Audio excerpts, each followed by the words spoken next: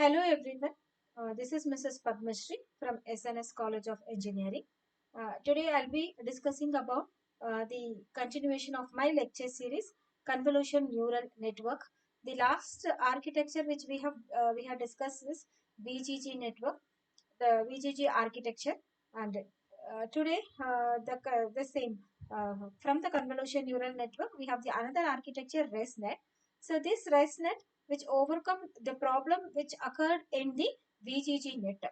So let's move on to the slide and discuss how this ResNet is solving the problem which happened in the VGG network. So before we start, what is the residual network? The ResNet is a deep neural network. We can say it's a deep learning model which is used for computer vision application.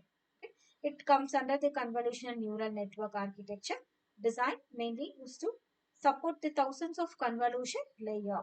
Short form, we can say ResNet is the residual network, is a type of neural network architecture introduced in 2015.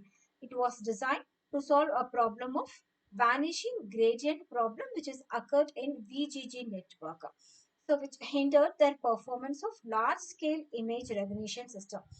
So the problem which had occurred in VGG, which has a large data set, say for example, thousands of classification data set was given in order to identify the thousand of images. So it affects the network speed. It is we can say it is inefficient. So how we have to overcome the problem here with the help of residual network. So the vanishing exploiting problem. It is every subsequent winning architecture uses a more layer in deep neural network to reduce the error rate. So when we increase the number of layer, there is a common problem what we have associated with is called exploiting gradient or vanishing. This causes the gradient value becomes 0 or 2, either it becomes 0 or too large. This causes increases the number of layer, the training and error rate, testing rate, training rate also increases. So in order to solve this problem, vanishing, exploiting gradient problem, the architecture introduced called residual blocks. So it is using the technique, the important technique called skip connection. The skip connection consists of various, that is, it has a activation of a layer to further layer by skipping some layer in between. So skip connection connects activation of a layer to further layer by skipping some of the layer in between. So this forms a residual block. So the ResNets are made by stacking the residual blocks together. So how this ResNets are designed? Skipping some of the layers in between, then directly we are going to connect with the other layer.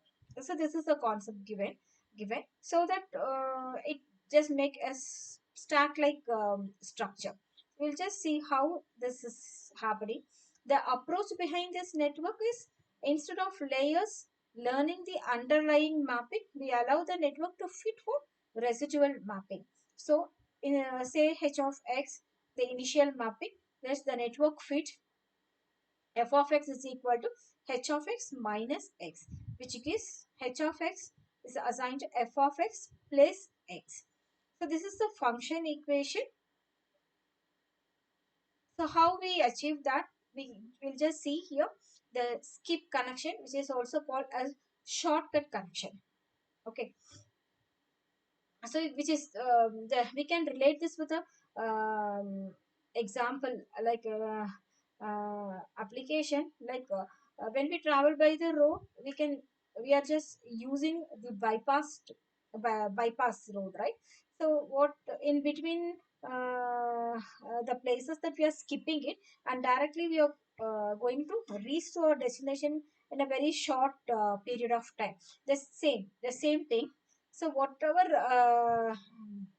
uh, thing, the layers creating the problem, we are just skipping those layers and directly we are connecting to the destination. See here, x is there, f of x is there. So you can see here, weight layer 1, weight layer 2. Between these two, there is a ratio RELU. RELU is there, RELU. So directly x, we are going to connect with the f of x plus x. Okay, so we are just skipping these two weight layers in between. So x is representing the identity. So f of x plus x, directly we are going to reach to the another layer. So this is one of the advantage of adding this type of skip connection is if any layer hurt the performance of architecture, we are just going to skip that layer, or we can avoiding that layer, then it will be skipped by the regularization.